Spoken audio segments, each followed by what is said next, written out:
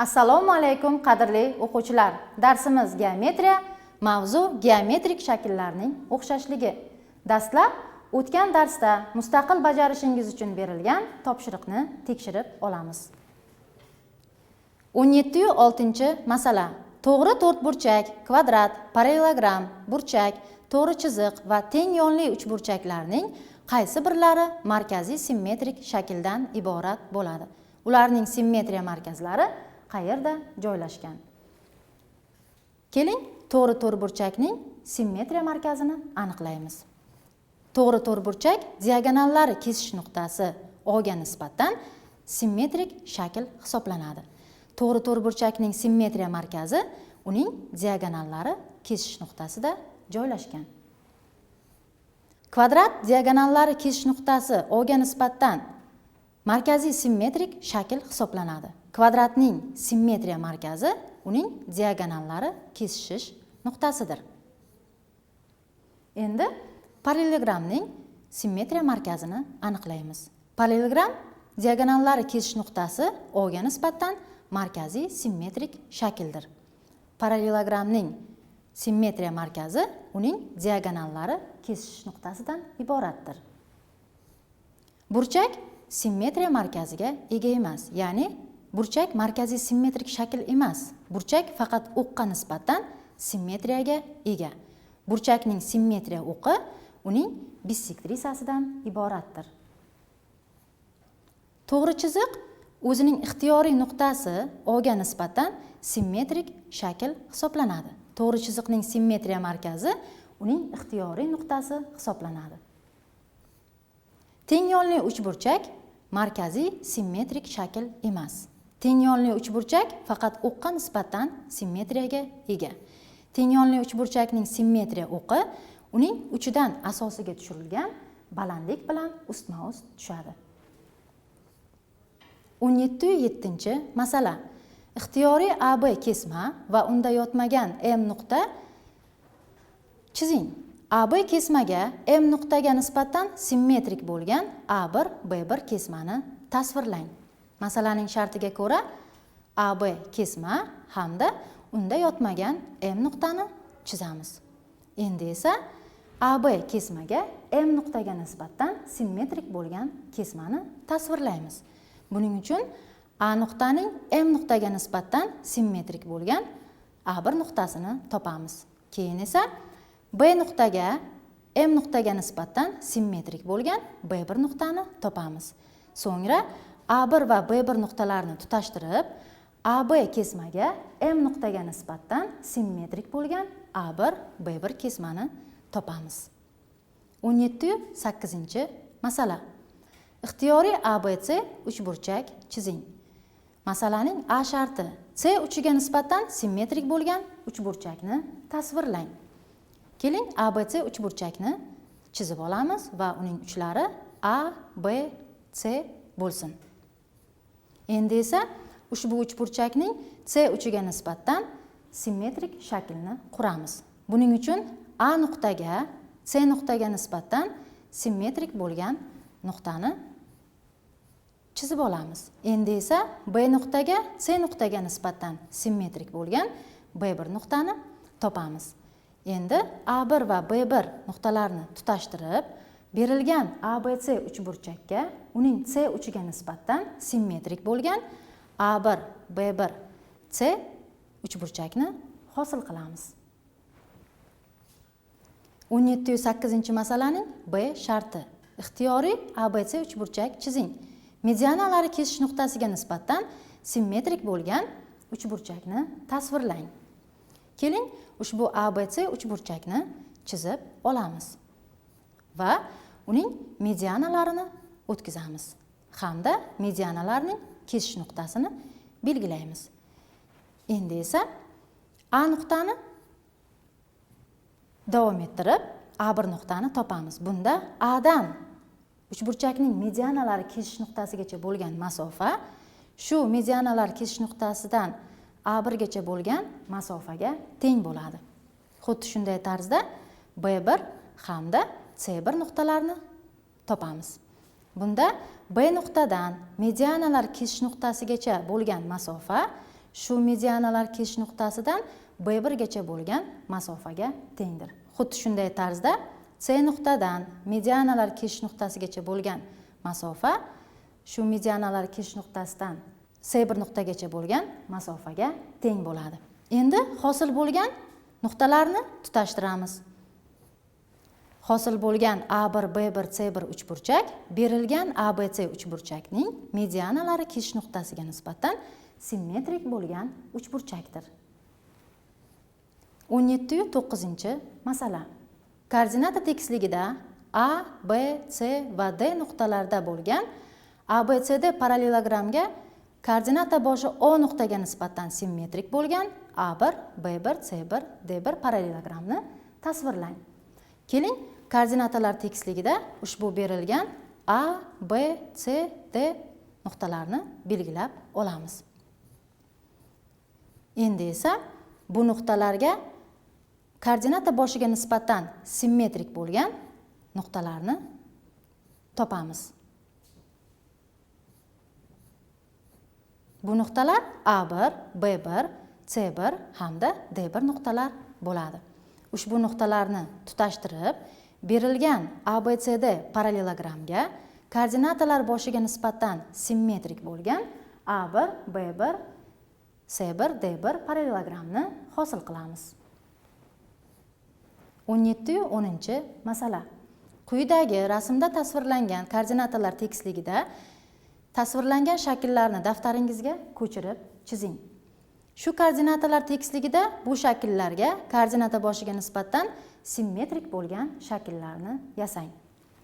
Keling, ushbu to'g'ri burchakka koordinatalar boshiga nisbatan simmetrik bo'lgan shaklni quramiz. Buning uchun to'rtburchakning uchlariga koordinata boshiga nisbatan simmetrik bo'lgan nuqtalarni topamiz va ushbu nuqtalarni tutashtirib, berilgan to'g'ri burchakka koordinatalar boshiga nisbatan simmetrik bo'lgan to'g'ri burchakni hosil qilamiz.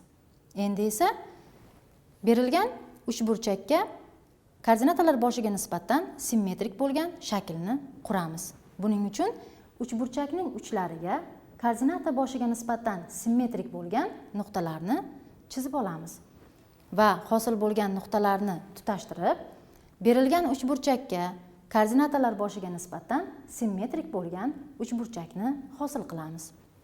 Endi esa ushbu beshburchakka koordinatalar boshiga nisbatan simmetrik bo'lgan shaklni quramiz. Buning uchun beshburchakning uchlariga koordinatalar boshiga nisbatan simmetrik bo'lgan nuqtalarni koordinatalar tekisligida tasvirlab olamiz. Keyin esa bu nuqtalarni tutashtirib, berilgan beshburchakka koordinatalar boshiga nisbatan simmetrik bo'lgan beshburchakni hosil qilamiz. Mana qadrli o'quvchilar, mustaqil bajarilgan topshiriqlarni ham tekshirib oldik. Bugungi mavzuyimiz geometrik shakllarning o'xshashligi deb nomlanadi. Geometrik shakllarning o'xshashligi haqida oldin ham eshitgansiz. Ya'ni ko'p burchaklarning o'xshashligi haqidagi tushunchani bilasiz.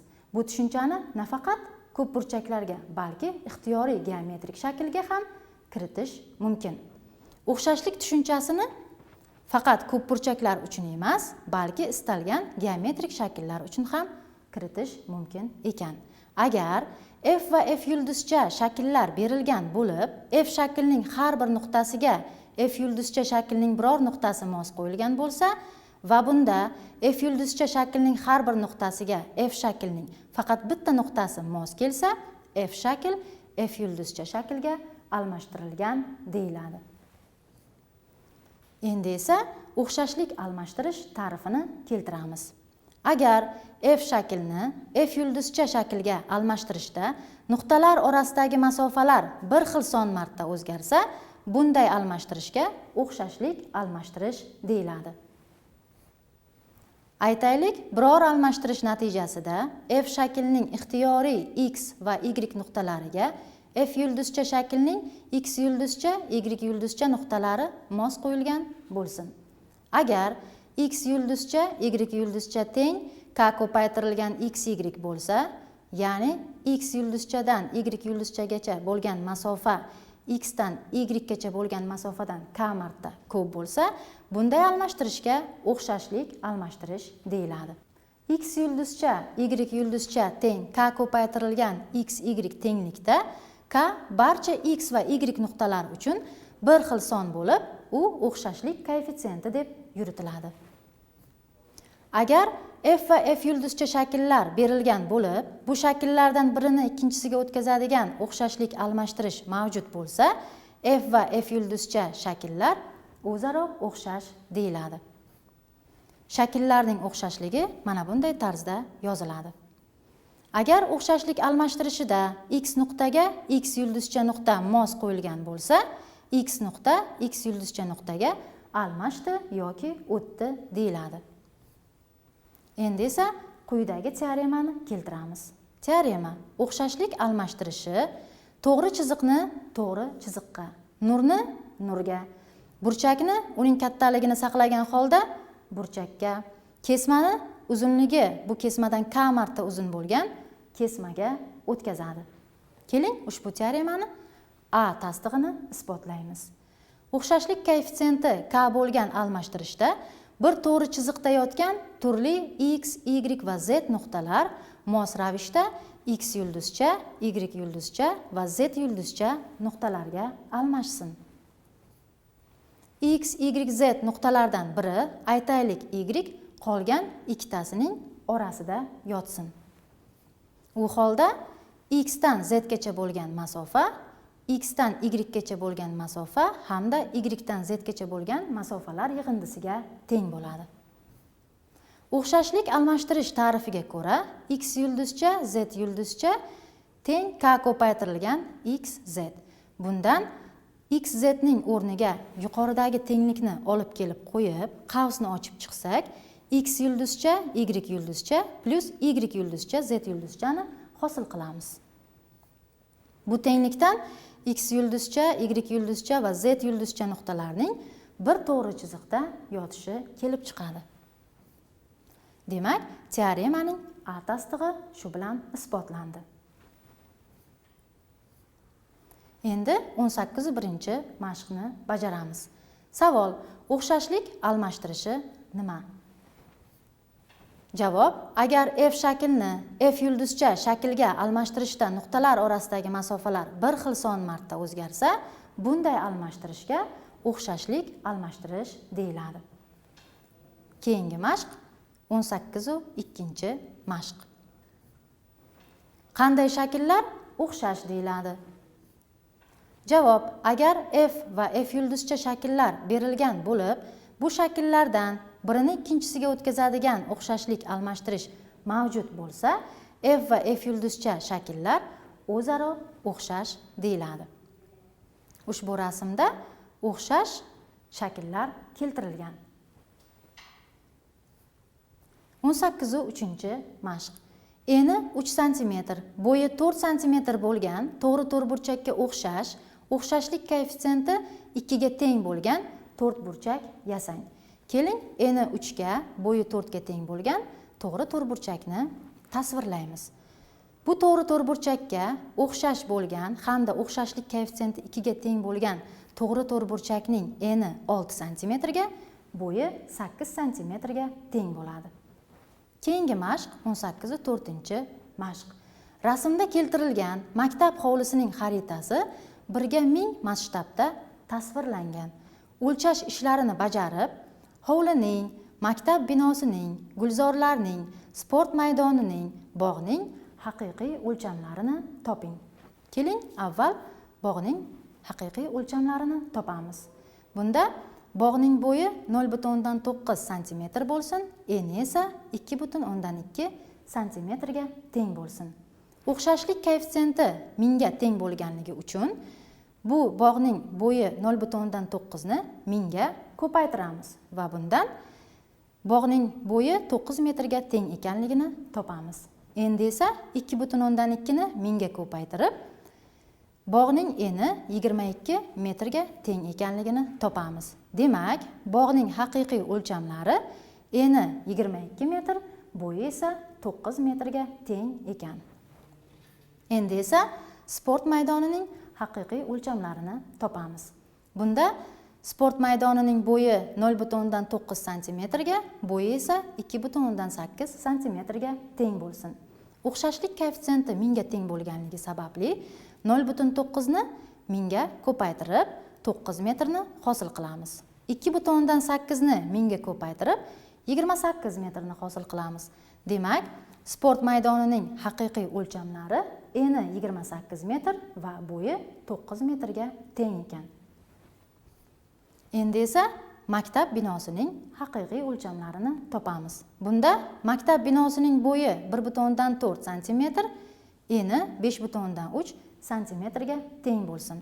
U holda o'xshashlik koeffitsiyenti 1000 ga teng bo'lganligi sababli 1,4 ni 1000 ga ko'paytirib 14 metrni topamiz. Hamda 5,3 ni 1000 ga ko'paytirib 53 metrni topamiz. Demak, maktab binosining haqiqiy o'lchamlari eni 53 metr, bo'yi 14 metrga teng bo'ladi. Endi esa gulzorning haqiqiy o'lchamlarini topamiz. Bunda gulzorning bo'yi 0,8 cm ga, eni 1,7 cm ga teng bo'lsin. O'xshashlik koeffitsiyenti 1000 ga teng bo'lganligi sababli 0,8 ni 1000 ga ko'paytirib 8 metrni hosil qilamiz. Endi esa 1,7 ni 1000 ga ko'paytirib 17 metrni topamiz. Demak, gulzorning haqiqiy o'lchamlari eni 17 metr va bo'yi 8 metrga teng ekan. Mana qadrli o'quvchilar, bugungi darsimizda geometrik shakllarning o'xshashligi tushunchasini bilib oldik. Mustaqil bajarishingiz uchun darslik kitobingizning 59-sahifasidagi 18/5 dan 18-9gacha bo'lgan masalalarni bajarish bo'ladi. Shuning bilan darsimizga yakun yasaymiz. Xayr, salomat bo'ling.